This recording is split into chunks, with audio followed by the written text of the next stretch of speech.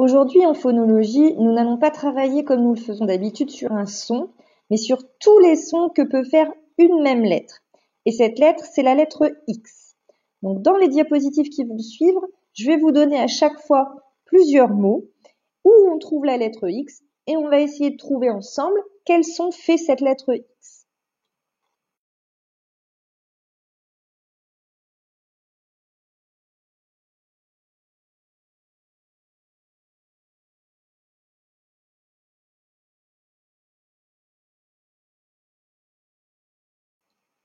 Alors, on va commencer avec 3 mots que je vais te laisser le temps de lire, d'accord?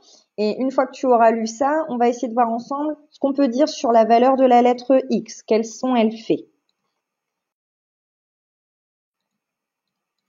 Alors, je vais te lire les 3 mots, une croix, les chevaux et 2.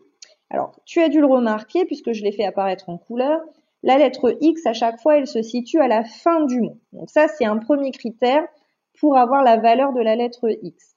Alors, je vais reprendre les mots un par un et on va voir ensemble comment on peut trouver la valeur de la lettre X. Donc, le premier groupe nominal, c'est une croix. Donc, le dernier son que l'on entend dans le mot croix, c'est roi, qui est codé par les lettres O et I. Ce qui fait qu'après, il n'y a plus rien. Donc, on en conclut que le X, à la fin, il est muet. On ne l'entend pas. C'est comme une lettre que je mets en gris dans les textes que vous lisez.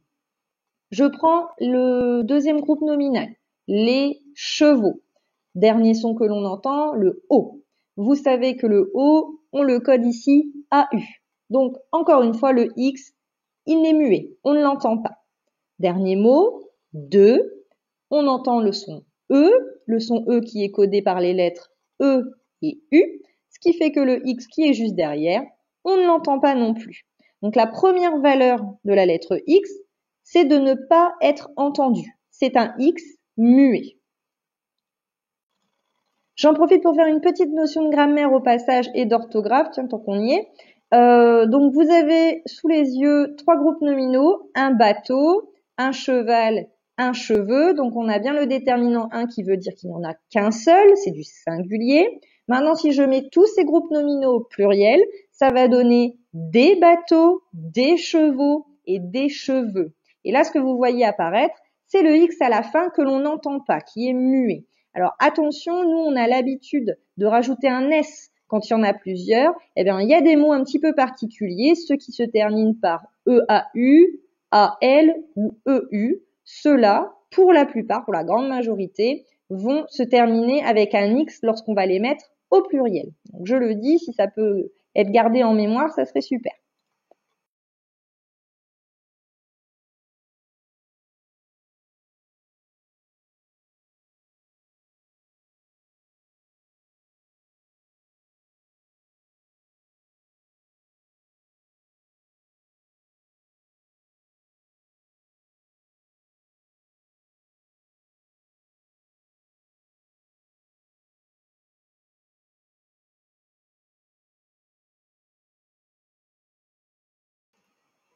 Deuxième valeur présentée, alors je vous ai mis cette fois-ci 3 nombres, donc 6, 10 et 60.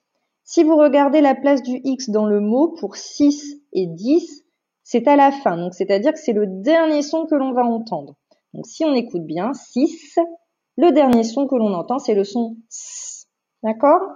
Pour 60, c'est à peu près pareil.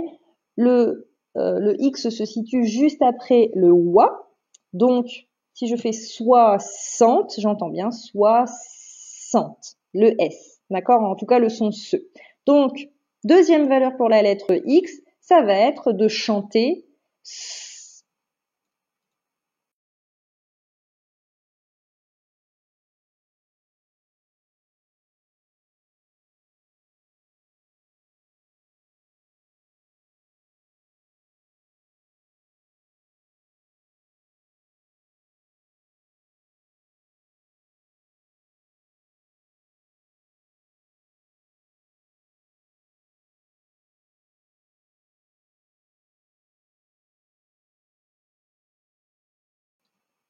Pour la troisième valeur de la lettre X, je vais vous lire les mots.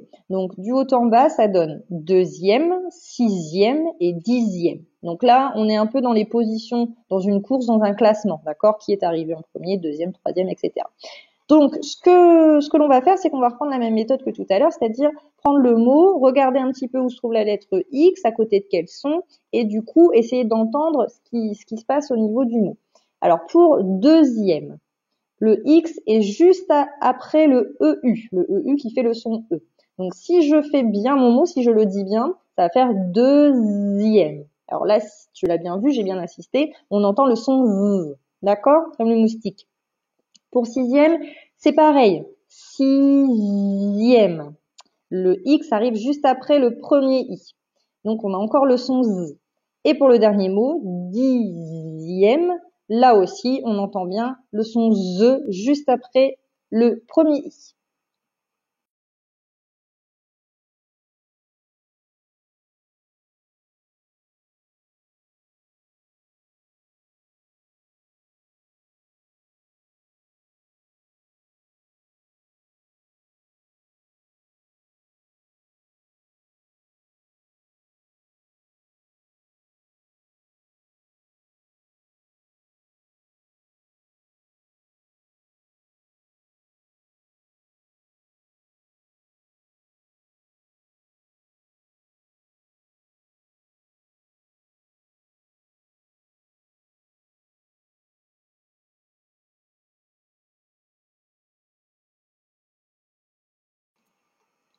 Alors, pour la quatrième valeur, j'ai décidé de mettre des petites images pour nous aider à bien deviner ce que sont les mots et à bien comprendre ce qu'ils veulent dire. Donc, tu as dans le premier mot, dans la première image du haut, un saxophone, donc c'est un instrument de musique, et en dessous, l'image correspond au verbe klaxonner. Donc, si tu regardes bien le X, à chaque fois, il est juste derrière un A. Donc, si on écoute bien le premier mot, si je dis un saxophone, on entend x, un que et un s en même temps, d'accord? On retrouve ce son-là avec klaxonner, klaxonner, d'accord?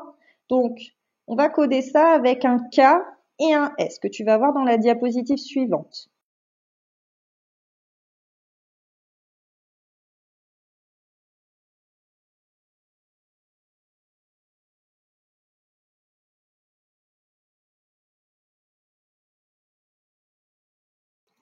Les deux prochains mots sont les mots lynx et index.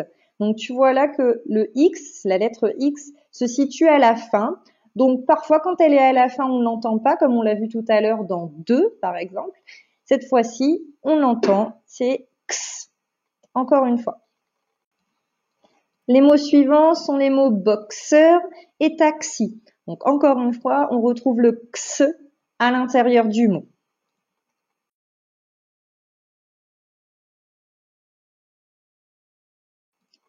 Nos deux derniers mots sont les mots extraterrestre et explorateur. Alors, tu le vois, ces deux mots, ils commencent par les deux mêmes lettres, E et X. Alors, attention, ça ne sera pas toujours le cas, hein, mais pour ces deux mots-là, le X à chaque fois va faire X.